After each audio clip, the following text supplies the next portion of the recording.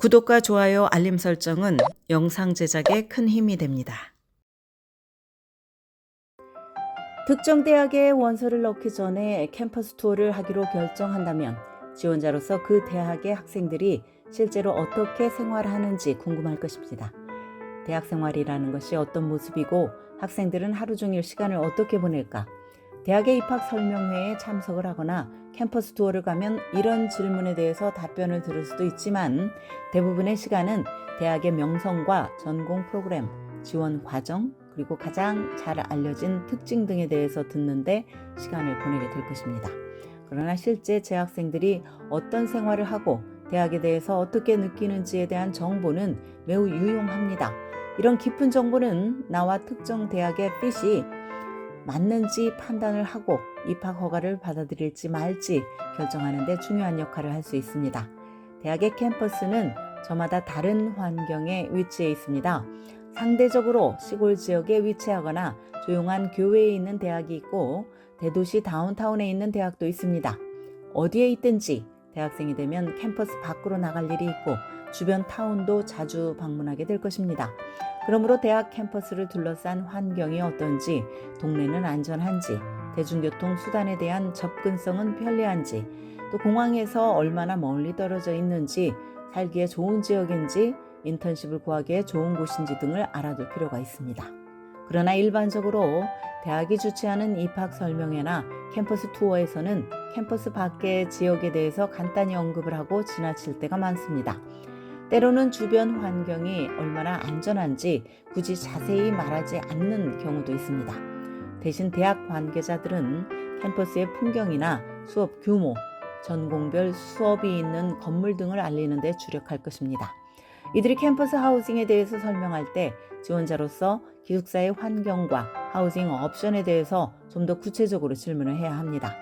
운이 좋다면 전형적인 기숙사의 내부를 잠시 들여다볼 수 있을지도 모릅니다. 하지만 이런 기회를 갖는다고 해도 실제 하우징 상황이 어떤지 전체적인 그림을 파악하기는 쉽지 않습니다. 대학 관계자는 캠퍼스 밖의 하우징 옵션에 대해서 상세한 정보를 알려주지 않을 가능성이 높습니다. 캠퍼스 밖에서 아파트를 구하는 것이 기숙사에 사는 것보다 저렴하더라도 말입니다. 또한 투어 가이드는 어느 기숙사 건물에서 소셜 활동이 더 활발하고 또 음식이 가장 좋은 어디에 식당이 있는지 등 내부 정보를 공개하지는 않을 것입니다.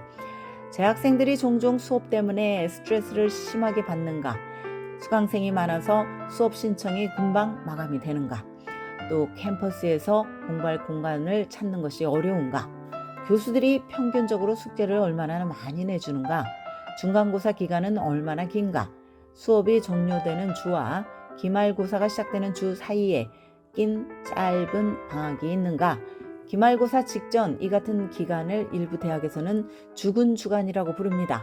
이런 질문들이 중요한 이유는 내가 4년을 보내고 싶은 대학이 어디인지 결정하기 위해서입니다.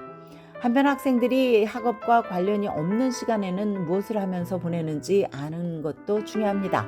캠퍼스 어느 장소에서 많은 학생들이 교류를 하는지, 수업 외에 어떤 활동을 학생들이 많이 하는지, 또는 캠퍼스와 가까이 있으면서 학생들이 만남의 장소로 많이 활용하는 곳은 어디인지, 파티나 학생 사교 클럽인 그릭 라이프가 캠퍼스 라이프에 끼치는 영향력은 어느 정도인지 등에 대해서 궁금하지 않습니까?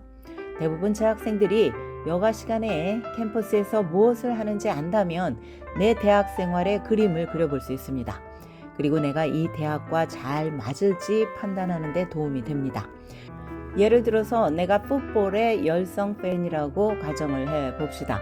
특정 대학의 풋볼팀이 강하고 캠퍼스 문화에 크게 영향을 끼친다면, 그래서 많은 재학생들이 여가 시간에 올려서 학교팀을 응원하는 문화라면 팬으로서 듣기만 해도 신이 날 것입니다. 4년을 보낼 대학에서 학업 외에도 일상의 즐거움과 생활의 활력, 인간관계와 추억도 소중하기 때문입니다. 지금까지 교육전문 컨설팅 그룹 어드미션 메서스 진아킴이었습니다.